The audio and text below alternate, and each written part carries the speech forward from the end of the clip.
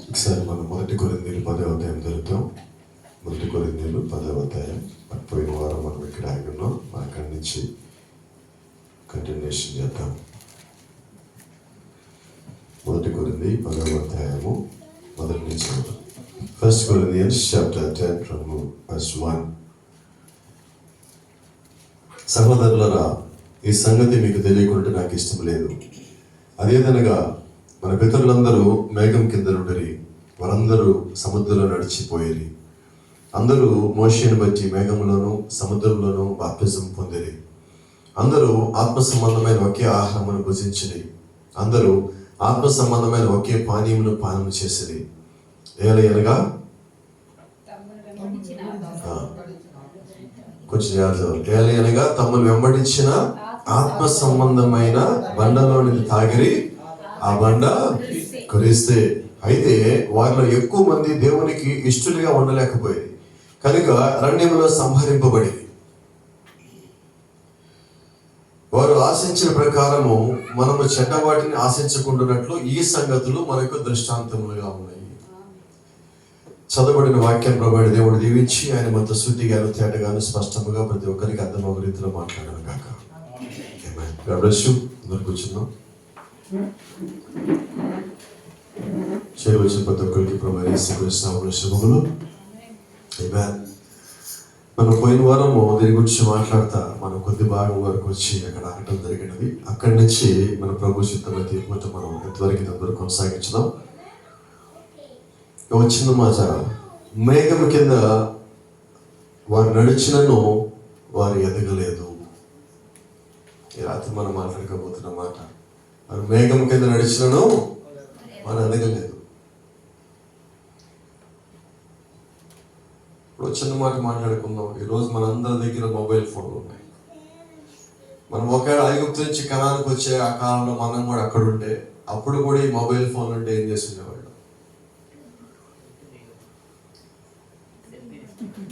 Selfie, దేంతో selfie దిగేవాళ్ళు? అగ్నిస్తంభంతో మేఘస్తంభంతో అందరూ డీపీలు పెట్టుకునేవాళ్ళు, right? మళ్ళీ అగ్నిస్తంభం మేఘస్తంభం ఫోటోలు పెట్టుకునే వాళ్ళు అందరూ కణానికి వచ్చారా? రాలేదు. ఎక్కడ నడిచారు?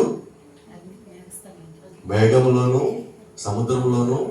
వాళ్ళు బైబిల్ ఎలా ఉందంటే అక్కడ బాప్తిజం వాళ్ళు మేఘంలో పొందారని, మోషేలో పొందారని, మోషేను బట్టి ఇంగ్లీష్లో అంటూ మోజెస్ అని ఉంటుంది. మోషేను బట్టి వాళ్ళు మేఘంలో బాప్తిజం పొందారని రాస్తున్నది. మరి అంత గొప్ప బాప్తిజం పొందినవాడు. ఎటువంటి బాప్తిజం అంటే ఎంత ఆశ్చర్యకరమైన బాప్తిజం చెప్తాను మీకు. వాళ్ళలో ఒక్కరి కాలు కూడా ఒక్క చుక్క నీళ్లు తగలకుండా బాప్తిజం పొందారు. ఎటువంటి బాప్తిజం అది? మరి మనమందరం ఇళ్ళలో ముంచి పైకి లేపాక ఊపిరాడుకోకూడదు, దగ్గేవాడొకడు, తుమ్మేవాడొకడు, భయపడి సగం నీళ్ళు నెట్టిదే కూడా తోసుకుని పైకి వచ్చాడు కొంతమంది బాప్తిజం వచ్చేటప్పుడు. ఎంత భయంకరమైన బాప్తిజం పొందుతున్నాం ఈరోజు మనం. మరి ఆ రోజు నిజంగా అరికాళ్ళకి ఆరిన నేల మీద నడిచిపోయి బైబిల్ చెప్తున్నది. నిజమేనా? తూర్పు గాలి దేవుడు విసర్జన చేస్తే నేలంతా ఆరిపోతే ఆరి నేల మీద నడిచిపోయేది. అలాగే వాళ్ళు బాప్తిజం పొందారు. నీళ్లు తగలకుండా నీటిలోను మేఘంలోను బాప్తిజం పొందారు. ఎంత గొప్ప సంగతి అంటే బైబిల్ చెప్తా ఉంది, అపోస్తలుడు పౌలు అంటున్నాడు, మనము నేడు దానికి సాదృశ్యమే బాప్తిజం పొందుతున్నాం. సో దానికి సాదృశ్యం ఏదంటే అది ఒరిజినల్. మనం పొందింది అది ఒరిజినల్ అయితే మనం పొందింది ఏంటి? మరి డూప్లికేటే మరి. అంటే అలాగే పొందాలి అసలు ఉద్దేశం అయితే అది.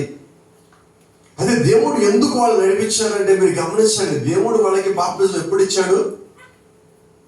వాళ్ళు ఐగుప్తులో ఉండగే వాళ్ళ ఐగుప్తు దాటి బయటికి వచ్చాక దేవుడు వాళ్ళకి బాప్తిజం ఇచ్చాడు, రైట్?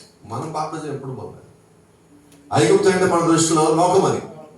ఎప్పుడు మనం బాప్తిజం పొందాలి? 2 సంగతులు ఉన్నాయి. వాళ్ళు బయటికి పిలువబడ్డారు, బయటికి వచ్చారు, ఆ తర్వాత దేవుడు సముద్రాన్ని పాయలు చేశారు. ఈరోజు మనం కూడా పిలువబడ్డాం. మనం పేరు పెట్టుకున్నాం కదా. ఏం పేరు మన పేరు? చెప్పరే, మనకు పేరు లేదా? ఉన్నది ఒక పేరు. ఏం పేరు? బ్రైడ్ అని ఒక పేరు పెట్టుకున్నాం మనం, అవునా? బ్రైడ్ అంటే పిలువబడింది కాదండి. బ్రైడ్ అంటే పిలువబడిన దాంట్లో నుంచి ఎన్నుకోబడింది. అది చాలా జాగ్రత్త. పిలువబడిన దాంట్లో నుంచి ఎన్నుకోబడింది వధువు. ఏర్పరచబడిన వారు కొద్దిమంది, పిలువబడిన వారు అనేకులు. ఐగుప్తులకు ఎంతమంది పిలువబడ్డారు? అందరూ పిలువబడ్డారు. మరి దాంట్లో నుంచి ఏర్పరచబడ్డాళ్ళు ఇద్దరు. ఇప్పుడు మనం ఎవరు ఏ గుంపులో ఉన్నాం? ప్రస్తుతానికైతే పిలువబడ్డ గుంపులోనే ఉన్నాం. ఆ దినం వచ్చాక శరీరం మార్చేటప్పుడు ఏ గడి అయితే ఉన్నదో ఆ గడిలో ఏర్పరచబడ్డవాళ్ళు బయటపడుతుంది. ఈలో మనం ఏం చేస్తున్నాం? నేను ఏర్పరచబడ్డా, నువ్వు ఏర్పరచబడలా, ఆడ ఏర్పరచబడలా, ఆడది ఈడిది, ఆడు డాష్, వీడు ఫుల్ స్టాప్, వీడు కామ, వీడు కోలన్ డాష్, వీడు సెమీ కోలన్ అని పేర్లు పెట్టుకున్నాం. అయితే రహస్యం ఏంటంటే నీవెవడివి తీర్పు తెచ్చడానికి. Who are you to judge? God is there to judge each and everything. He has a right to judge you and me. తీర్పు తెచ్చడానికి నీవెవరు, నేనెవరిని? తీర్పు తెచ్చేవాడు దేవుడై ఉన్నాడు. నీకైనా నాకైనా తీర్పు తెచ్చేవాడు దేవుడై ఉన్నాడు. సో ఎందుకు ఇప్పుడు పౌలు గారు మనం హెచ్చరిస్తారంటే, Paul is showing them and their life and giving us warning. వాళ్ళని చూపించి పౌల్ గారు మనల్ని హెచ్చరిస్తున్నారు. ఎందుకంటే వారు మేఘంలో నడిచారు, మేఘం కింద నడిచారు, మేఘం అంటే సముద్రం నడిచారు. దేవుడు వారి వరకు పాయలు చేశాడు. దేవుడే వాటితో పాటు ఉన్నాడు. అగ్నిస్తంభం కానీ మేఘస్తంభం కానీ ప్రవక్తలో నడిపించే నాయకుడు గాను ఆత్మగాను దేవారాత్రములు దేవుడే వారి చుట్టూ కావలిగా ఉన్నాడు. ఇన్ని చేసినా వాళ్ళు ఎలా నశించిపోయారు? ఇప్పుడు కంటికి కనిపించే దేవుడు మన ముందు ఉన్నప్పుడు మనకి భయం ఎక్కువ ఉంటుందా? కనపడకుండా దేవుడు మన మధ్యలో భయం ఎక్కువ ఉంటుందా? కనిపించినప్పుడే ఉంటుంది, అంతే కదా. మరి కనిపించినప్పుడు లోపడలేదే. ఇప్పుడు మనకి కనబడకుండా నడుస్తున్నాం కదా, ఎవరికి ఎక్కువ ఉంటుంది భయం? మనకు ఉంటుందా? వాళ్ళకు ఉండాలి కానీ లేదు.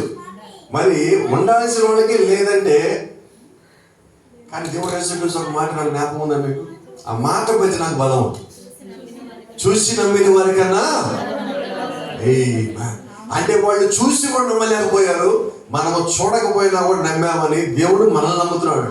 సంతోషంగా దాన్ని బట్టి మనమేమో నమ్మకం ఉండొచ్చు, లేకపోతే కాసేపు పక్కన పడేయండి. దేవుడికి మనమే నమ్మకం ఉండదు, గొప్ప సంగతి కదా. దాన్ని బట్టి మనం బలం తెచ్చుకున్నామా? ఇంకా బలం తెచ్చుకోవాలి. పైగా పౌలు గారు మనం ప్రత్యేకించి వారిని చూపించి మనకు వార్నింగ్ ఇస్తున్నాడు. వారు ఆశించిన ప్రకారము మనము చెడ్డ వాటిని ఆశించకుండానట్లు ఈ సంగతులు దృష్టాంతములుగా ఉన్నవి. వారిలాగా మనం ఉండకూడదు కాబట్టి దేవుడు ఇది రాశాడు. వాస్తవంగా గమనించినట్లయితే పాత నిబంధనకి మనకు సంబంధం లేదు, కానీ దేవుడు ఎందుకు గ్రహించాడు? అక్కడున్న వాళ్ళు మహానుభావులు గొప్పోళ్ళు వీళ్ళందరూ ఇలా చేశారు, మీరు అట్లా చేయకండి అని దేవుడు మనకి రాశాడు. అంటే అవి చూసి మనం నేర్చుకోవాలని దేవుడు మనల్ని ఉద్దేశించి రాయించాడు. ఎక్కడ ప్రజలు తొలగిపోయారు, తొలగిపోయే స్థితిలో కూడా ఎలాగా బలం పొందుకుని నిలబడ్డారు, ఈ సంగతులు తెలియటానికి దేవుడు నా కొరకు రాయించాడండి. ఇంకోటి సంగతి కాదు, ఇది నా కొరకే దేవుడు ప్రత్యేకించి రాయించున్నాడు. చూడు, ఒక వర్తమానం ఉంది, కొరింథీయులకు దిద్దుబాటు పుస్తకం దాంట్లో, ఈ దినమున ఈ వర్తమానము అది నా హృదయంలోకి వచ్చి ఉన్నట్లుగా అది ఒక హెచ్చరిక అయి ఉన్నది. దేవుడు ఎప్పుడు హెచ్చరిక పంపిస్తాడో తెలుసా? ఒక ఉజ్జీవాన్ని పంపించడానికన్నా ముందు దేవుడు హెచ్చరిక పంపిస్తాడు. ఇప్పుడు మనకి హెచ్చరిక వచ్చిందంటే అర్థమైంది, ఉద్యోగం రాబోతున్నదని. అయితే రహస్యం ఏంటంటే ఉద్యోగం అనేది వచ్చి మొదలులో ఉన్నది. ఉద్యోగం బయట నుంచి రాదు. మనం ఎన్నోసార్లు మాట్లాడుతున్నాం. ఉద్యోగం వస్తే ఏం జరుగుతుందంటే, సముద్రంలోకి అలొచ్చినప్పుడు, ఆటలు వచ్చినప్పుడు, పోట్లు వచ్చినప్పుడు, సుడిగుండం వచ్చినప్పుడు బయట ఎక్కడి నుంచి ఏమీ రాలా, లోపల చెత్త మొత్తం వచ్చి బయటపడుతుంది. సో ఒక ఉద్యోగం ఏం తీసుకుని వస్తుంది? మనలో ఉన్న చెత్త మొత్తం బయటపడేయాలి. నిజమైన ఉద్యోగం అయితే ఇప్పుడు ఆ ఉద్యోగం తెచ్చేవాడు ఇచ్చేవాడు దేవుడు మాత్రమే. ఇప్పుడు ఆయన వచ్చింది ఎందుకంటే నన్ను శుభ్రపరచడానికే దేవుడు ఉద్యోగం ఇచ్చాడు, నన్ను కడగటానికే దేవుడు ఆయన యొక్క ఆత్మనిచ్చాడు, నాలో ఉన్న పాపం తీసేయటానికే ఆయన రక్తం ఇచ్చాడు, నన్ను మరింత సరి చేయటానికే ఆయన తన మహోన్నతమైన కృప నాకు కలిగించాడు. ఇవన్నీ దేవుడి తరపు నుంచి వచ్చి ఏవి కూడా మనకి పెండింగ్ లేకుండా వచ్చేస్తా ఉంది. మనం తరపు నుంచి దేవుడి దగ్గరికి వెళ్ళాల్సి ఉన్నదా?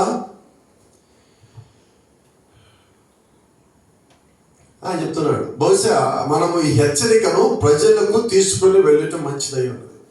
ఏంటి ఆ హెచ్చరిక అంటే, ఇది మనలో పరిశీలన చేసుకునే సమయము, మనం పరీక్షించుకునే సమయము, మనము పరీక్షించబడవలెను. ఇప్పుడు మనం ఈ టైంలో ఉన్నాం.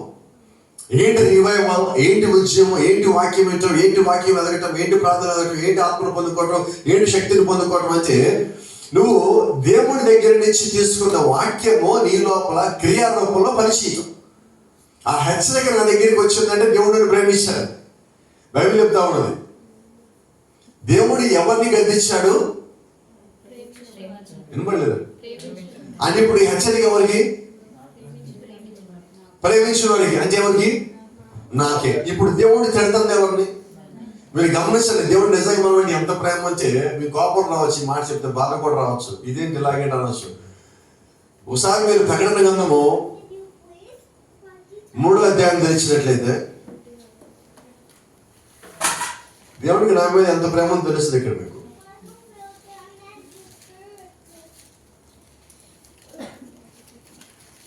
17వ వచనం చదవండి, కొంచెం ఆగాగి చదవండి చక్కగా.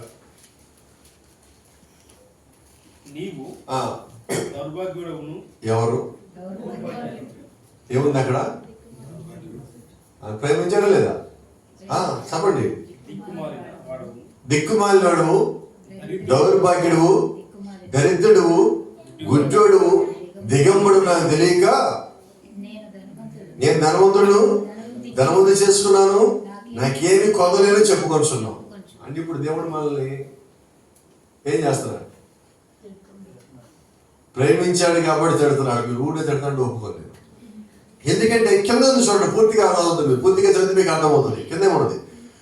నీవు ధనవంతి చేసుకున్నట్లు అగ్నిలో పుటం వేయబడిన బంగారునకు నీ దిశమలకు సిగ్గు కనపడకూడనట్లు ధరించుకున్నట్టుకు తెల్లని వస్త్రములను నీకు దృష్టి కలిగినట్లు ఈ కనులకు కాటుగా నా యుద్ధ కొనమని నీకు బుద్ధి చెప్తున్నాను. ఇప్పుడు ఆయన చెప్పింది ఎంతకి కళ్ళకి కాటుగాడు తెలుసా?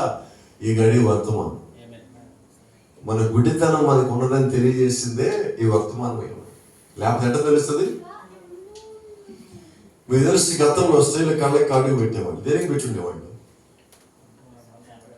మా కళ్ళకి కాటుకు మాత్రం స్టైల్ కాదు, పైన రాసేదంతా స్టైల్. కళ్ళకి పెట్టేది మాత్రం ఎందుకంటే అంతకుముందు కొంతమంది కళ్ళు ఉండేవి, అవి ఉన్నా కూడా లేనట్టుగా ఉండేవి. కొంతమందికి కళ్ళు స్పష్టంగా ఓపెన్ కాలేదనే ఉద్దేశంతో వాళ్ళు కళ్ళకి కాటుకు పెట్టేవాడు. కళ్ళు పూర్తిగా తెరవబడాలి, స్పష్టంగా కనపడాలి. వీళ్ళకి ఎలాగైతే ఎలాగాదు. అయితే ఇక్కడ దేవుడు చెప్తున్న కాటుక ఏంటంటే నీ కళ్ళు నీ కనపడంటే నువ్వు గుడ్డివాడివి, నీ దిగంబరిగా ఉన్నావా నీకు తెలియజేసేది ఈ కాలం వర్తమానమైనది. అప్పుడు ఏమంటే చేయాలి మనం? అక్కడ ఇంకో మాట కూడా ఉంది, వస్త్రములను. ఏ వస్త్రములు అంటే అవి పరిశుద్ధాత్మైన వస్త్రములు ధరించుకోవాలి. ప్రభువైన యేసుక్రీస్తు నామములో బాప్తిజమైన వస్త్రములు ధరించుకోవాలి. అవి నీకు లేవు, అవి నువ్వు పొందుకున్నట్లుగా నా వద్ద నువ్వు కాటుక కొనుము. ఇప్పుడు దేవుడు అన్ని ఏర్పాటు చేసి పెట్టున్నాడు. అంటే దేవుడు హెచ్చరిక చేస్తున్నాడు, దేవుడు ప్రేమించిన వాళ్ళకి హెచ్చరిక చేస్తున్నాడు.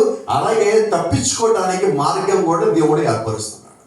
ఎందుకంటే ఆయన మనం ప్రేమించాడు కాబట్టి. Praise the lord. పౌలు గారిని మాట జ్ఞాపకం చేస్తాను. సహోదరులారా, ఈ సంగతి మీకు తెలియకుండా నాకు ఇష్టం లేదు. అదేదనగా మన పితరులందరూ మేఘం కింద నుండి వాళ్ళందరూ సముద్రం నడిచిపోయింది. అందరూ మోషేను బట్టి మేఘంలోను సముద్రంలోను బాప్తిజము పొందిరి. దేవుడు అరణ్యంలో నుండి ఇశ్రాయేలు బయటికి తెచ్చినప్పుడు తనను సేవించుటకు వారిని వాగ్దాన భూమిలోకి తెచ్చి ఉన్నాడని అతడు వారికి గ్రహింపును మెచ్చుచున్నాడు. ఇప్పుడు మోషే వారిని ఐగుప్తు నుంచి ఎందుకు తెచ్చాడు అంటే కేవలం ఐగుప్తులను తెచ్చి వదిలేయటానికి కాదండి, వారిని వాగ్దాన దేశంలోకి తీసుకుపోతారు వాళ్ళకి తెలిసి. అయితే వాళ్ళందరూ ఏం చేశారు? ఇక్కడి నుంచి బయటకు వచ్చాక మాకు చాలు. మనం కూడా చూడండి, చాలాసార్లు మనకు సమస్య ఉంటుంది, సమస్య నుంచి బయటికి రాగానే ఏమంటాం? ప్రభువా ఇంక చాలు, నేను దీంట్లో నుంచి బయటకు వచ్చాను. పోయినసారి మనం మాట్లాడుకున్నాం, మిరియా ఎందుకు డాన్స్ చేసింది బయటికి రాగానే? ఎర్ర సముద్రం దాటిగానే అమ్మా శత్రువులు మమ్మల్ని తరిమే వాళ్ళు సముద్రం కూడా చచ్చిపోయి డాన్స్ చేసి పాట పెట్టారు. అప్పటికప్పుడు ట్యూన్ చేసింది నాకు. ఎందుకని? నన్ను చంపాలని వచ్చినాడు, చచ్చిపోయాడు, అది సంతోషం. అంతేగాని నేను ఇంకా అక్కడ దాకా చేరలే, దీని మీద లేదు. అంటే ఈరోజు మనం ఏం చేస్తున్నామంటే ఒక సమస్య దాటిపోగానే అక్కడితో ఆగిపోయి సంతోషపడి ఇంకా అక్కడ ఆగిపోతున్నాం మనం. ఇది ఆగిపోయే ప్రయాణం కాదు. ఏం చేయాల్సిన ప్రయాణం? ముందుకి సాగిపోయే ప్రయాణం. ఎక్కడ దాకా అంటే దేవుడు నీకు ఇచ్చిన వాగ్దానము చేరేంత వరకు. నువ్వు ఎక్కడ ఆపద్దు. ఆటలు రా, నీ పోటులు రా, నీ సంతోషం రా, నీ బాధ రా, నీ దుఃఖం రా, నీ ప్రయాణము ముందు కొనసాగాల్సింది. ఎక్కడ దాకా అంటే క్రీస్తులు చేరేంత వరకు. ఎక్కడ దాకా శరీరం మార్పు చెందేంత వరకు. ఎక్కడ దాకా నువ్వు ఇక్కడి నుంచి భూమి నుంచి పైకి లేచి వెళ్ళేంత వరకు కూడా నీ ప్రయాణము క్రీస్తులో కొనసాగాల్సిందే. మీ రక్త మాంసంలో దాటిపోయేంత వరకు నీ ప్రయాణము నీవు చెయ్యవలసిందే. చూడు, మనము భౌతికమైన కార్యముల నుండి, విధుల నుండి, వాటి క్రమముల నుండి, అనగా వాటి నుండి బయటికి తేబట్టి కానీ వారు ఉన్నారు. ఈరోజు మనమంతా కూడా దేవుడు ఐగుప్తులోంచి వాళ్ళు బయటికి తేవడం అంటే లోక సంబంధమైన క్రియలు, శరీర సంబంధమైన క్రియలు, వాటన్నిటిలోంచి దేవుడు వాళ్ళని బయటికి తెచ్చాడు. అయితే వాస్తవంగా వీళ్ళు ఏం చేయాలి? ఆ పాత చెత్త మొత్తం అక్కడ పడేసి వీళ్ళు వరకే బయటికి రావాలి. కానీ వీళ్ళు ఏం చేశారంటే వస్తువులు మొత్తం వదిలేశారు. వారి మనస్సుని ఐగుప్తులో ఉన్న మనసునే తీసుకొని మళ్ళీ వచ్చారు. అవునా? ఇప్పుడు మనం బాప్తిజం పొంది పాత మనసే కలిగి ఉంటే మనల్ని ఏమనాలి? ప్రాకుడు చెప్పిన మాటలు ఉన్నది, పొడి పాపి తడి పాపిగా ఉన్నాడు. ఇప్పుడు వీళ్ళు ఐగుప్తులోంచి బయటకు వచ్చారు, కానీ ఐగుప్తు వీరిలోంచి బయటికి పోవాలి, ఏళ్ళ లోపల ఉన్నది. ఇప్పుడు మీరు ఎవరు? వీళ్ళు ఐగుప్తులోంచి బయటకు వచ్చిన ఐగుప్తీయులు, అంతేనా? ఇకేంటి ప్రయోజనం? కొంతమంది నేను చూశాను, ఇక్కడి నుంచి దాటి బయటకు వస్తారు, వేరే రాష్ట్రాలు, వేరే దేశాలకు కూడా వస్తూ ఉంటారు. వచ్చి అక్కడున్న ఫుడ్ వాళ్ళు ఏది తినలేరు. వాళ్ళు ఏమంటారు అంటే, నేను చూస్తున్నాను కొన్నిసార్లు కొన్ని బయట రాష్ట్రాలకు పోయినప్పుడు కూడా చారు లేదా అని అడుగుతారు తినేటప్పుడు. అమెరికా పోయి ఏమడిగాను, అర్థమైందా?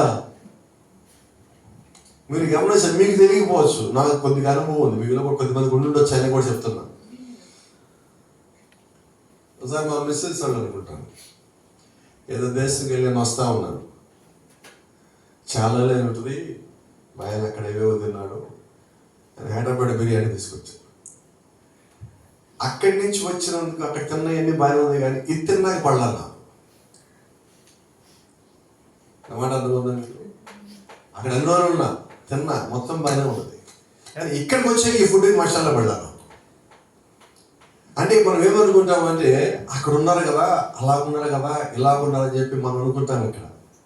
కానీ దేవుడు మనల్ని కొన్ని చోట్ల తీసుకెళ్ళినప్పుడు అక్కడ ఉండాల్సిన విధంగా మనల్ని కూడా మారుస్తాడు. అవునా? నేను ఎప్పుడు మీకు మాట చెప్తాను, నాకు ఒక అలవాటు ఉంటుంది.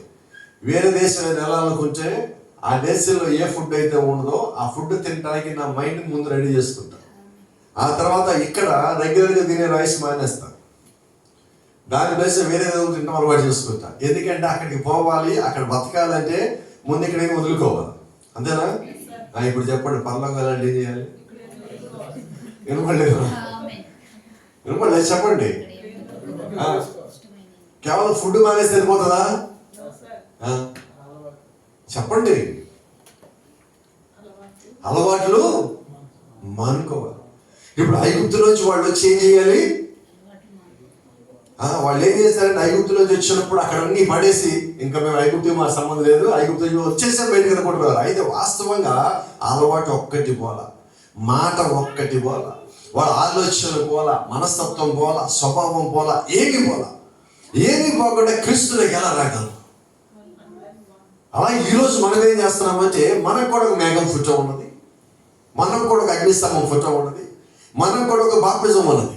వాళ్ళు ఏం చేస్తారో ఎగ్జాక్ట్గా మనం అలా చేస్తాం. వాళ్ళకి ఒక నిర్గమానికి సంబంధించి ఒక ప్రవక్త ఉన్నాడు, మనకి నిర్గమానికి సంబంధించి ఒక ప్రవక్త ఉన్నాడు. వాళ్ళు ఏం చేస్తారో మనం అలా చేస్తాం. ఇప్పుడు చెప్పండి, వాళ్ళ ఎంతమంది ఐగుప్తు నుంచి కనానికి వెళ్ళారు, వాళ్ళ ఎంతమంది ఇక్కడి నుంచి పరలోకం పోతారు? అందుకు బోధగా మనం హెచ్చరిస్తున్నాడు, అందరికి సరిపోదు హెచ్చరిక, మనకే సరిపోద్ది. ముందు 4 సంఘాలకి నడవదు, మనకి నడుస్తుంది ఇది. ఎందుకంటే ముగింపులో ఉన్నది మనమే. కాబట్టి ముగింపులో ఉన్నవాడికి వర్తమానం ఇది. ఏంటి ముగింపు వర్తమానం అంటే, ఈ గడియను తప్పక చేయవలసిన కార్యం. నువ్వు ఇది చేయకపోతే నువ్వు దీన్ని దాటి రాలేవు. ఇది చివరి కార్యం మన జీవితంలో. కాబట్టి ఈ రోజు మనం చేయాల్సిన అత్యంత ప్రాముఖ్యమైనది, ఈ లోకాన్ని ఎంత త్వరగా మనం విడిచిపెట్టగలిగితే నువ్వు అంతగా దేవుళ్ళో బలపడగలుగుతావు. అయితే ఆశ్చర్యం ఏంటంటే ఈ వాక్యం మనం వింటున్నంతసేపు చాలా బాగా మన లోపల పనిచేస్తుంది. దానికన్నా ఒక మాట చెప్తాను, ఈ వాక్యం వినేటప్పుడు వాక్యం మన లోపల పని చేయటానికి మనం వాక్యాన్ని అనుమతిస్తాం. ఇక్కడి నుంచి బయటికి వెళ్ళాక వాక్యం మన లోపల పని చేయడానికి అనుమతి ఇవ్వం మనం. కారణం ఏంటంటే ఇక్కడైనా నేనే అనుమతి ఇవ్వాలా, బయట నేనే అనుమతి ఇవ్వాలా. ఇది సమస్య ఈరోజు మన లోపల. రెండవ సంగతి, కొన్నిసార్లు ఒకసారి ఎవరో ఒక మాట చెప్తున్నారు, మేనేజర్ అంటే ఎవరు?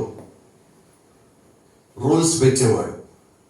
మరి రూల్స్ బ్రేకర్ ఎవరు? మేనేజరే. రైట్. ఇప్పుడు మనకి మేనేజర్ ఎవరు? ఇప్పుడు ఆ లోపల వాక్యం పని చేయాలి, పని చేయకూడదు. మేనేజర్ ఎవరు? నేను వాక్య ప్రకారం ఎప్పుడు ఉండాలి, ఎప్పుడు ఉండకూడదు. మేనేజర్ ఎవరు? నేనే. నాందా నేనే. ఇప్పుడు అది ఎప్పుడు పని చేయాలి, చేయకూడదు అని ఎవరికి అంటారు? రిమోట్ నా దగ్గర. ఇది నేను ఎప్పుడు కావాలంటే అప్పుడు పని చేస్తాను. నా మాటలు మీకు అర్థమవుతుంది అనుకుంటున్నాను. ఇలాగా నీ కంట్రోల్ అన్నీ పెట్టుకొని ఉండి నువ్వు పరలోక రాజ్యం ఎలా పోదాం అనుకుంటున్నావు. ప్రాఫిట్ సార్ ఉంది, నీ హృదయంలో దేవుడు ఒక గోపురం తెచ్చున్నాడు. ఆ గోపురం పైనుండి దేవుడిని నడిపిస్తాడు. ఎప్పుడు నీ హృదయం అంతటిని నువ్వు దేవుడికి అప్పగించేస్తే, నీ హృదయానికి ఆయన రాజుగాను, ప్రభువుగాను, రక్షకుడుగాను ఆయన గారు అప్పగించినట్లయితే సమస్తాన్ని స్వాధీనంలో తీసుకుని నడిపిస్తాడు. ఏంటి? అంత నియంత్రణ ఆయన చేతికి ఇస్తాయి. రైట్. ఇప్పుడు నియంత్రణ ఆయనకి ఇవ్వకుండా, ప్రభు నా లోపల రా, నువ్వు నా లోపల గోపురం కట్టు, నా లోపల ఉండు, పైనుండు, కానీ రిమోట్ మాత్రం నా చేతిలో పెట్టు ప్రభు అంటే దేవుడు ఏం చేస్తాడు? So that's what we are doing now with the prayers. ఈరోజు మనం ప్రార్థన చేస్తున్నదే. మనం ఈరోజు నిజంగా ఎటువంటి ప్రార్థనకు వచ్చామో చెప్పలా, ఈ చెప్పడానికి వచ్చి బాధాకరంగానే అవుతుంది. దేవుడి నుంచి ఏం కావాలో మాత్రం అడుగుతున్నాం ప్రార్థనలో. మన లోపల ఉన్నవి దేవుడి దగ్గర ఒప్పుకొని ఎంతకాలం అయింది? మనలో ఉన్న తప్పులు కానీ, లోపాలు కానీ, బలహీనతలు కానీ దేవుడి ముందు పెట్టి ఒప్పుకున్న వాటిని దాని నుంచి పక్కగా తప్పుకొని ఎంతకాలం అయినది?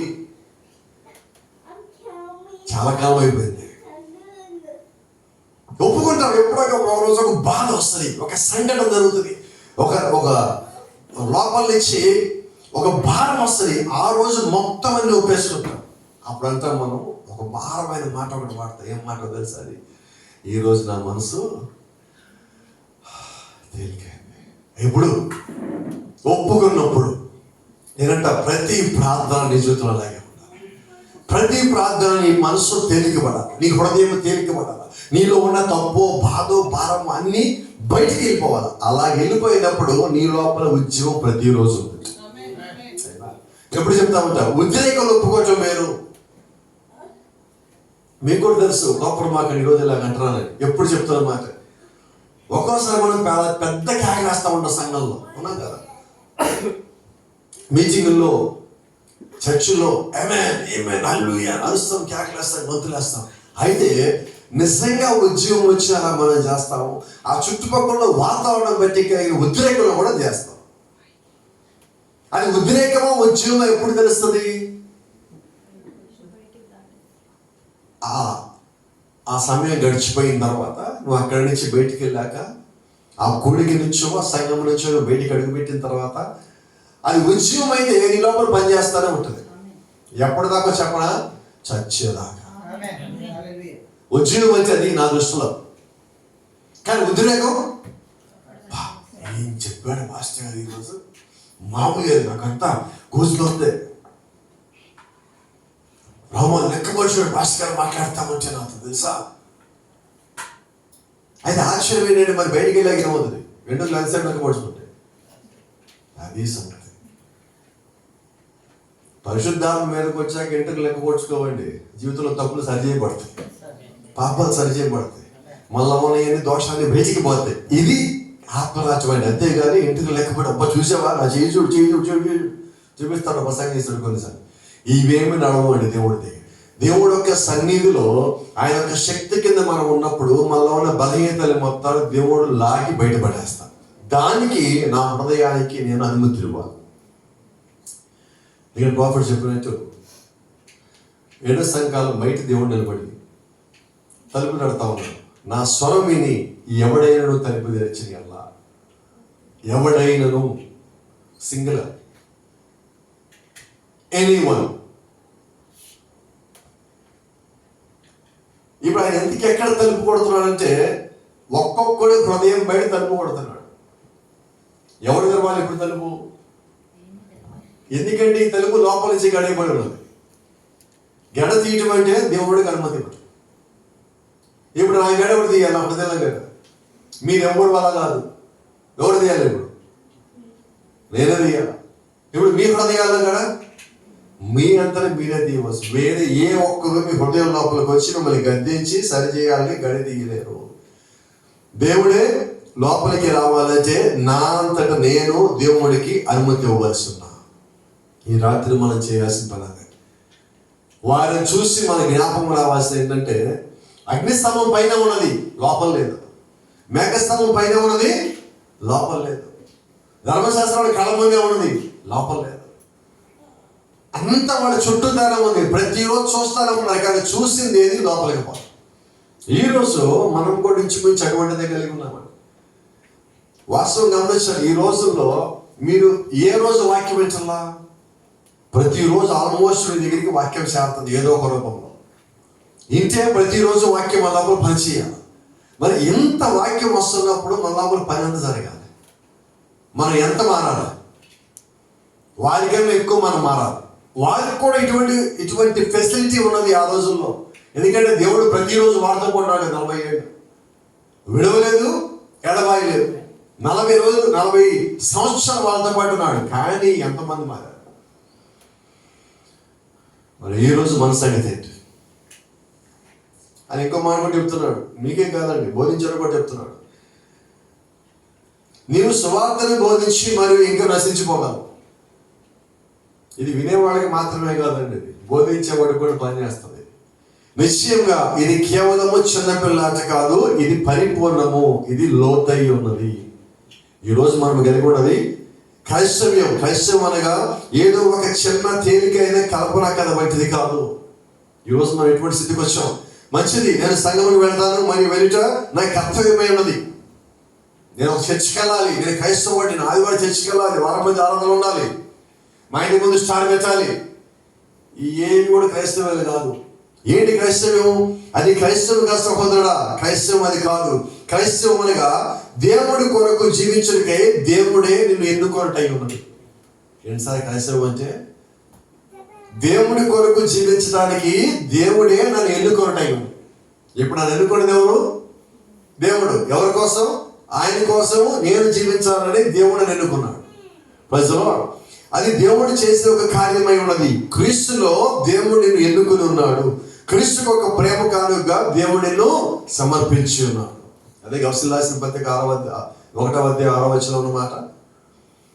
దేవుడు ప్రేమ చేయడం వలన క్రీస్తులో ఏర్పరచుకొనును. జరిగిపోయినది. జగత్ పునాది కన్నా ముందుగానే దేవుడికి ఒక ఆలోచన, ఆ ఆలోచన దేవుడు ఒక ఎన్నిక, ఆ ఎన్నిక నా గురించి నీ గురించి మన దేవుడు ప్రేమించి క్రీస్తులో ఏర్పరచుకోవడం జరిగిపోయింది. So it's a predestination. అదంతా ముందు నిర్ణయమై ఉన్నది. ముందు నిర్ణయంలో ఉన్న వారికి ఈ గడియ, ఇప్పుడున్న ఈ వర్తమానం అర్థమవుతుంది. Praise Lord. ఎందుకంటే వాళ్ళు ఇప్పటి సంగతులు కాదండి, గడిచిపోయే సంగతులు. అనగా వెనక్కి వెళ్తామంటే పరలోకపు సంగతులు జ్ఞాపకం వచ్చిన వాళ్ళే వాటిని వెంబడించగలరు. ఆ రకంగా ఈరోజు మనం జీవించవలసి పంపించాడు. అది దేవుని ఎన్నిక పిలుపు. మనము అలాంటి ఒక వ్యక్తిగా ఉండే అవకాశం కలిగి ఉన్నప్పుడు లోక సంబంధమైన చిన్న పాత సంగతులు దానిని మనము తోసివేసినట్లయితే ఎంత బాగుంటుంది. నా ఎంపిక అక్కడ, నా జీవితం అక్కడ, నా స్థానం అక్కడ.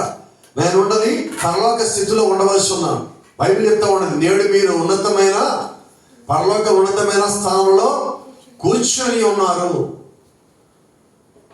పరలోకంలో ఉన్నతమైన స్థితిలో మనం కూర్చుని ఉన్నామని చెప్పి బైబిల్ చెప్తా ఉంటుంది. మరి అదే నిజమైతే మన స్థానం అక్కడ తెలిసాక ఇక్కడ వాటికి ఎందుకు మనం ఆశపడతాం, ఇక్కడ వాటి మీద ఎందుకు మనం మనసు నిలుపుతాం, ఇక్కడ వాటి వెనకాల మనం ఎందుకు పరిగెత్తుతాం? ఎందుకంటే ఇక్కడవి తాత్కాలికమైనవని నీకు ఎప్పుడు తెలిసిందంటే నువ్వు శాశ్వతమైన దాన్ని చూసేవుగా. నువ్వు శాశ్వతమైన దాని దృష్టి నిలిపినప్పుడు మిగతావన్నీ తాత్కాలికములే. Praise the lord. కాబట్టి ఇప్పుడు మన దృష్టి దేని మీద ఉండాలి? తాత్కాలికమైన వాటి మీదే మనం ఎక్కువ పరిగెత్తుతామంటే మరి శాశ్వతమైన వాటికి ఇంకేం చేయాలి? ఎంత మనము వాక్యంలో లోతుకి వెళ్ళవలసి ఉన్నామంటే మనం ఎలాగా జీవిస్తున్నామో మనకు తెలియవలసి ఉన్నది. ఇప్పుడు చిన్న సంగతి మీకు జ్ఞాపకం చేస్తాను. మరియు వారందరూ అదే ఆత్మ సంబంధమైన ఆహారాన్ని భుజించింది. అందరూ ఒకే రకమైన ఆహారం తిన్నారు. ఎంతమంది? 20 లక్షలు. రైట్. మరి ఇప్పుడు 20 లక్షలు తినదు అదే ఆహారం. అంతమంది ఒకే బండలని పానం చేశారు. ఆ బండ క్రీస్తే, ఆ ఆత్మ క్రీస్తులో ఉన్న ఆత్మే. ఇప్పుడు వాళ్ళు ఏం పానం చేశారు? క్రీస్తులో ఆత్మ. వాళ్ళందరూ ఏ ఆహారం తిన్నారు? పరలోక సంబంధమైన దేవుని యొక్క దూతలు తినే మన్నానే తిన్నారు. మరి పరలోక సంబంధమైన ఆహారం తిన్నారు, క్రీస్తులోనే తాగారు. అయినా వాళ్ళకి వచ్చిందా మార్పు? అంటే ముందు నిర్ణయంలో లేని వాళ్ళకి మనం ఎంత పరలోక ఆహారం తీసుకొచ్చి పెట్టినా కూడా వారు పరలోక రాజ్యం వైపు చూడలేరు. అంతేనా? మరి ఈ రాత్రి ఈ వాక్యం మనకి భయం కలిగేయట్లేదా? మనకి హెచ్చరించలేదా? ఎందుకంటే మనం తినే ఆహారం ఏంటి, మన యొక్క జీవితం ఏంటి, మన క్రియలు ఏంటి? పౌలు గారు వాళ్ళని మన ముందు దృష్టాంతాలకు ఎందుకు ఉంచుతున్నాడంటే వాళ్ళు మేఘం కింద నడిచినను వారు ఎదగల. ఏం ఎదగలేదు? అందరూ 6 అడుగులు ఉన్నారు, 7 అడుగులు ఉన్నారు, బాగా ఎదిగారు కదా.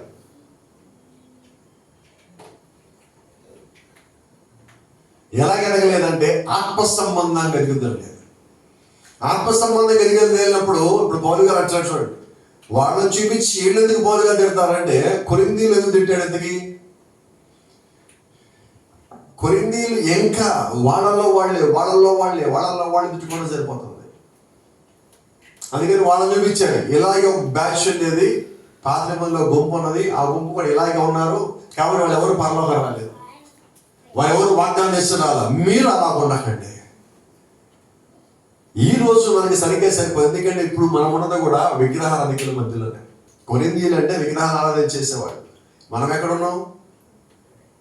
ఎక్కడో అంకమనగర్ అనుకుందాం కాసేపు. అంకమనగర్లో ఏమున్నది? అది పేరేంటి? అంకమ్మ.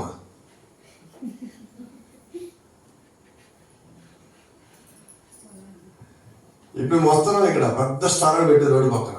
ఏంటది? విగ్రహారాధన.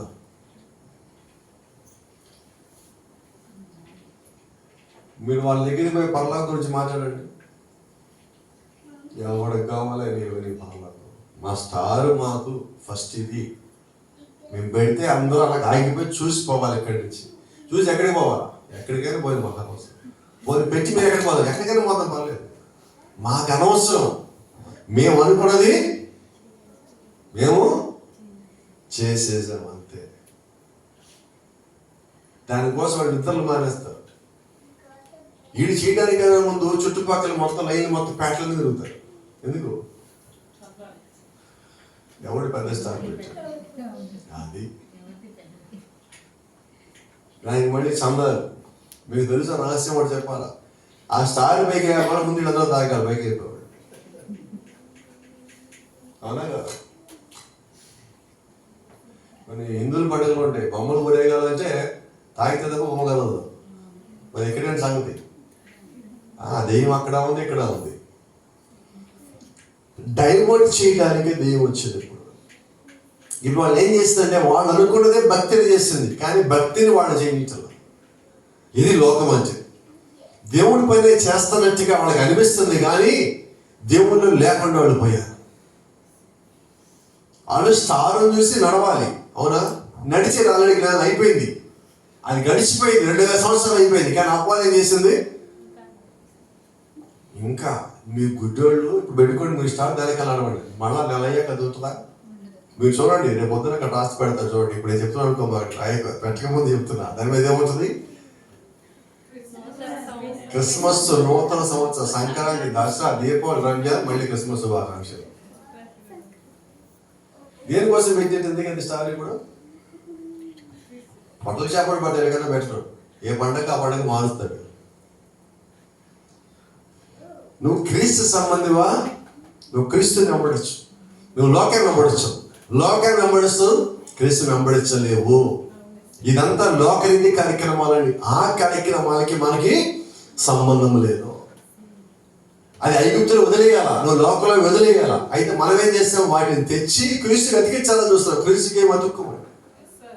ఆయన పరిశుద్ధుడు, ఆయనకి ఏమి అతుక్కోం. ఆయన నీతిమంతుడు, ఆయనకేది అపకీర్తి రాదు, ఆయనకి అంటదు. పౌలు గారు చెప్పినట్టుగా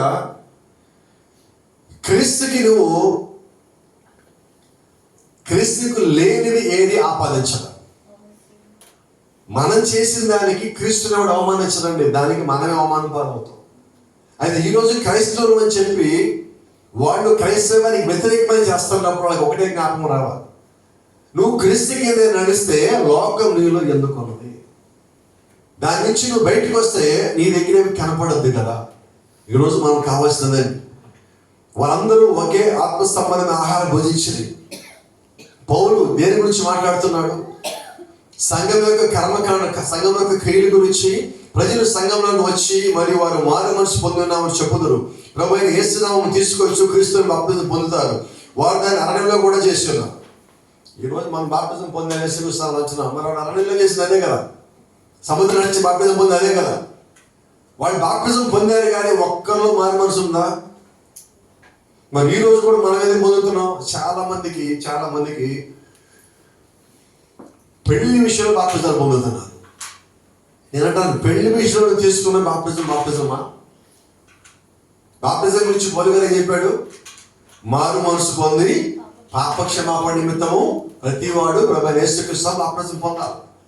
ఈ ఐగుప్తుల నుంచి బయటికి రాకముందు దేవుడు బాప్తిజం ఇవ్వాల. వాళ్ళు నిర్ణయం తీసుకొని మోషేనే దేవుడు నమ్మి, దేవుడు పిలిచాడని నమ్మి ఐగుప్తుల నుంచి బయటకు వచ్చిన తర్వాత, అంటే దాన్ని విడిచిపెట్టిన తర్వాతే దేవుడు వాళ్ళని బాప్తిజం నడిపించాడు. అయితే ఆశ్చర్యం ఏంటంటే, వాళ్ళు విడిచిపెట్టాము అనుకున్నారు, ఊరిలోంచి బయటకు వస్తే వచ్చేసాం కదా అనుకున్నారు. అది కాదండి. మనం కూడా ఏమనుకుంటాం తెలుసా? అక్కడ చెప్పులు బయట ఇప్పేసి, లేదా ఇక్కడ చెప్పులు బయటకు ఇప్పేసి లోపలికి వచ్చేసి మనం ఏమనుకుంటాం? మా సంఘంలోకి వచ్చేసాను, దేవుళ్ళలోకి వచ్చేసాను. కేవలం నీ ఆలోచన. నువ్వు సంఘంలోకి రావటం అంటే ఈ సంఘంలో కూర్చున్న సంఘంలోకి వచ్చినట్టు కాదు, క్రీస్తులోకి వస్తే వాక్య ప్రకారం జీవిస్తున్నప్పుడు అప్పుడు నువ్వు చెప్పాలి, క్రీస్తులోకి వచ్చాను, నేను దేవుడి లోపలికి వచ్చాను అంటావు. దేవుడు నమ్మాను. ఎప్పుడు నమ్మావు? నమ్మితే నా పాత జీవితం విసిరేయబడాలి నా లోపల నుంచి. అప్పుడు నేను క్రీస్తు లోపలికి వచ్చినట్లు. క్రీస్తులో నేను వచ్చానని నేను చెప్పడం కాదుగా, నన్ను చూసిన వారు నన్ను అన్నారు. నాలో ఉన్న మార్పుని వాడు దాన్ని గుర్తించగలగాలి, గ్రహించగలగాలి. అప్పుడు నన్ను బట్టి ఇంకొకడు క్రీస్తు లోపలికి వస్తాడు. ప్రజల్లో ఇప్పుడు నేను చేయాల్సిన మొదటి పని అదే, నేను చేయాల్సిన చివరి పని అదే. మోషేతో దేవుడు మాట్లాడాక మోషే మాట్లాడా లేదా? రైట్, ఎంత మారాడు? ఆలోచించండి. ఎప్పుడన్నా మోషే ఇథియోపియా వదిలొచ్చాక ఎన్నడన్నా ఒక్కసారన్నా ఇథియోపియా అనవసరంగా వదిలొచ్చానే అన్నాడా? కానీ ఐగుప్తు నుంచి బయటకు వచ్చి ఎన్నిసార్లు అన్నారు? మోషే మమ్మల్ని చంపడానికి ఇక్కడ తెచ్చావు, ఆహారం లేక చంపడానికి తెచ్చావా? మాంసం తిన్నే కూడా చంపడానికి తెచ్చావా? ఎర్ర సముద్రంలో పడే చంపుదాను కానీ మమ్మల్ని ఈ కొండల్లో కొట్టలో తిప్పుతా నీళ్ళు లేకుండా మమ్మల్ని చంపడానికి తెచ్చావా? అక్కడున్నా బాగుండు. అక్కడున్నప్పుడు ఏమన్నారు? ప్రభువా మా కొరకు విమోచకుని పంపించవా? వచ్చే విమోచకుడు ముందే వాడు విమోచకుడు వెనకాల విమోచకుని వెళ్తున్నారు. అంటే మన స్వభావం ఎలా ఉంటుందంటే, మనసుకి ఏదైనా గాయం అయితే మనం తట్టుకోలేమండి. త్వరగా మన స్వభావం బయటకు వచ్చేస్తాం. నేను అంటున్నాను, నీ మనసుకి గాయమైన, శరీరానికి గాయమైన క్రీస్తు మొత్తం తెలుసు. నువ్వు క్రీస్తు ముందు నీ హృదయాన్ని పరిచినప్పుడు నీకు కావాల్సిన మందు ఆయన వేస్తాడు, నీకు కావాల్సిన కట్ట ఆయన కడతాడు. ఆయన మాట చెప్పాడు కదా, కాబట్టి ఇప్పుడు నేను ఆయనకి లోపడాలని కోరుకోవాలండి. ఆయన ముందు నా హృదయాన్ని పరమాలని కోరుకోవాలండి. ఆయన లోపల రావాలని ఆశపడాలి. ఎవరిని చూద్దాం. కొరింథీయులను చేసింది అదే. వారు వచ్చి క్రీస్తులోకి బాప్తిజం పొంది ఉన్నారు. బాహ్యముగా క్రీస్తుని తీసుకుని ఉన్నారు. వృత్తిపరంగా ఆయన స్వీకరించినట్లుగా వారి నమ్మకం ప్రకటించున్నారు. జ్ఞానయుక్తంగా వారు ఆయన అంగీకరించున్నారు. అంతా బయటకు ఒప్పుకున్నారు. అంతేనా? ఐగుప్తు నుంచి వాడకూడదే, మొత్తం బయటికి, లోపలే తెలియదు. ఈరోజు మనం కూడా ఎలా ఉన్నామంటే బయటికి క్రైస్తవులా ఉన్నాం. కరెక్ట్గా మాట్లాడుకుందాం. కొంతసేపు సీజన్ కాదు మనం ఉన్నాం. ఈ సీజన్లో ఏం చేస్తారు మీరు చూడండి. ఏ ఇంటి బయట చూస్తే ఏం కనిపిస్తుంది? క్రైస్తవుల ఇంటి బయట స్టార్, లోపల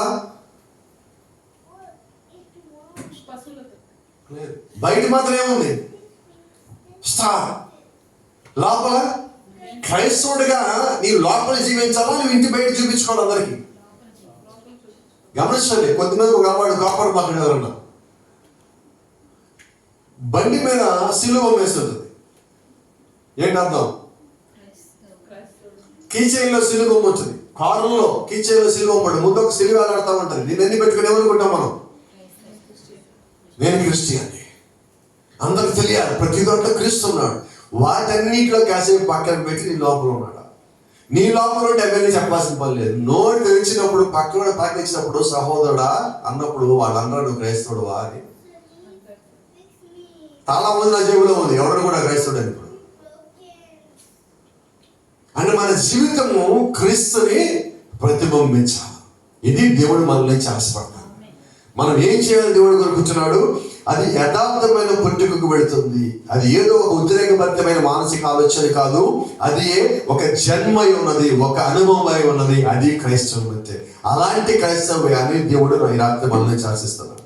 అది తిన్నగా నీ హృదయాంతరంలోనికి వెళ్ళి అది అంతరంగంలోని అంతరంగ జీవిని మార్చివేస్తుంది. నా లోపలున్న లోపలి పురుషుడిని, బాహ్య పురుషుడు, అంతరంగ పురుషుడు, రెండు ఇద్దరు ఉంటారు మన లోపల. బయట వాడు ఏం చేస్తాడంటే అంతా మేకప్ చేస్తూ ఉంటాడు.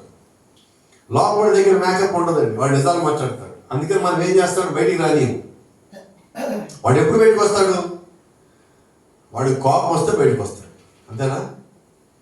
ఇప్పుడు మనం బయట మారాలి, లోపల మారాలి. లోపల మారితే మన అంతరంగ పురుషుడిని వాక్యం మారుస్తుంది, దేవుడు ప్రేమ మారుస్తుంది, ఆయన కృప మారుస్తుంది, ఆయన రక్తం మారుస్తుంది. పరిశుద్ధాత్మ యొక్క నాయకత్వం కిందకి మనం వచ్చినప్పుడు అప్పుడు మన లోపల ఉన్న ఆ ప్రాచీన పురుషుడు బయటికన్నా పోవాలా, ఉంటే మారన్నా మారాలా. అది ఈరోజు దేవుడు మన నుంచి ఆశపడుతున్నది, ఆశిస్తుంది. దానిలాగా మనం జీవించడానికి ప్రయాసపడదామా? మరొక మాటలో అది నీవు ఇదివరకు ఎన్నడూ చేయని కార్యములు చేస్తున్నది. అది నీవు ప్రేమించలేని వాడిని కూడా ప్రేమించినట్లుగా చేస్తున్నది. అది నీవెన్నడైనా తలంచని, నీవెన్నడైనా ప్రవర్తించే రీతిలో నీవు ప్రవర్తించినట్లుగా చేస్తున్నది. ఏంటది? నూతన జన్మ, నూతన జీవిగా మనం మారటం. మనం మారినప్పుడు నువ్వు ఆశించని, ఊహించని కార్యాలు నీ జీవితంలో దేవుడు జరిగిస్తాడు. ఈ రకంగా మనం మారాలి. పరిస్థితులు విషమించినప్పుడు అది నీ యొక్క లంగరై ఉన్నది.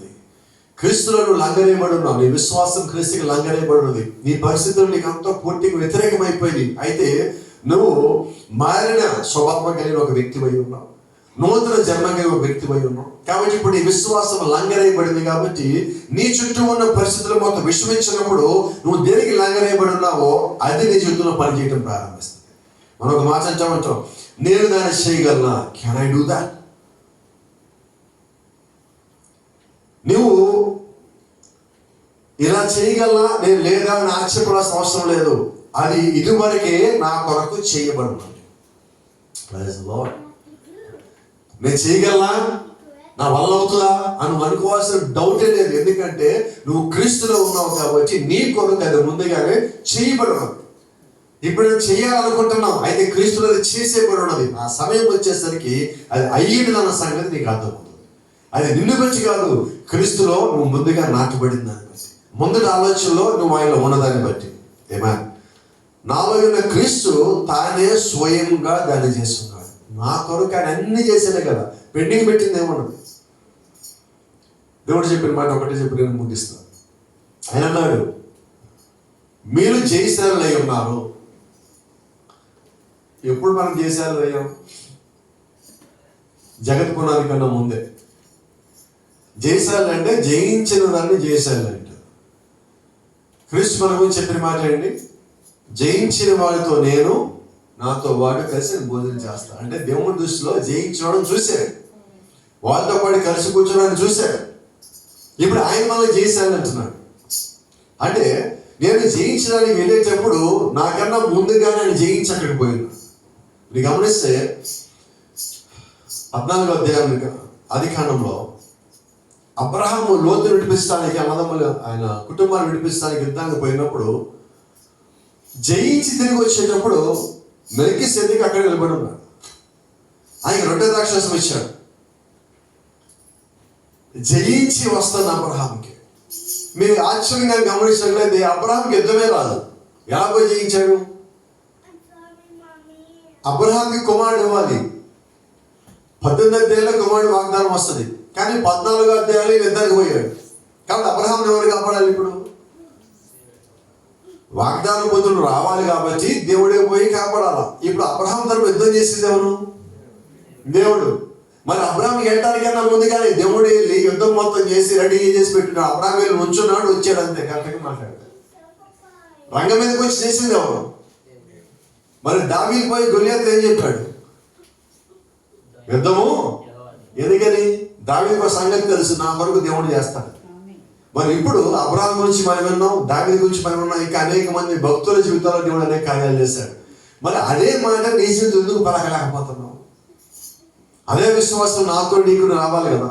నాకన్నా ముందుగానే దేవుడు అక్కడికి వెళ్ళి ఈ కార్యము జరిగిస్తాడు. ఎప్పుడు నువ్వు ఆయన పట్ల నమ్మకం కలిగి ఉన్నప్పుడు, యథార్థంగా జీవించినప్పుడు. అబ్రహాం యథార్థంగా ఉన్నాడు దేవుడి పక్షాన. దేవుడి పక్షాన అన్ని సమయాలు నిలబడున్నాడు. సమయం అనక అసమయం అనక, వ్యతిరేకత వచ్చిన, ప్రతికూలతగా ఉన్న, వాతావరణం సహకరించకపోయినా పూర్తిగా దేవుడికి లోబడున్నాడు. కాబట్టి దేవుడు అబ్రహాం విషయంలో అబ్రహాం బదులుగా చేసే కార్యాలు రంగం మీదకి వచ్చి ఆయన జరిగించున్నాడు. మరి అదే రీతిగా మనం ఉన్నట్లయితే, అదే రీతిగా దేవుడు ఉన్నట్లయితే, ఆయన యొక్క లంగరునందు నేను కేవలము నమ్మిక కలిగి ఉంటాను. ఆ లంగర్ అంటే నీ విశ్వాసమైనది. నీ విశ్వాసం పూర్తిగా ఆయన ఆనుకుని ఉన్నప్పుడు ఎటువంటి పరిస్థితుల్లో కూడా దేవుడిని విడిచిపెట్టిన. అప్పుడు ఈరోజు నేను మేఘం కింద ఉన్నా, నేను బాప్టిజం పొందా, నాకు వర్తమానం తెలుసు, నాకు ముద్దలు తెలుసు అనుకుంటే మనం ఉన్నావా? నశించిపోయిన వారి జాబితాలో మనం కూడా ఉంటాం. ఇంత గొప్పది దేవుడు మనకి ఇచ్చాడు కాబట్టి దాన్ని గ్రహించి ఇంకా త్వరగా మన లోపలికి వచ్చే రీతిగా మనలో ఇంకా ఉంటే మనం సరి చేసుకునే విధంగా అడుగులుగా ముందుకేస్తే నశించిపోయే వాళ్ళు మనం ఉంటాం, కానీ గమ్యము చేరిన వాళ్ళు మనం ఉండేవారికి ఉంటాం. దేవుడు మన దీవించిన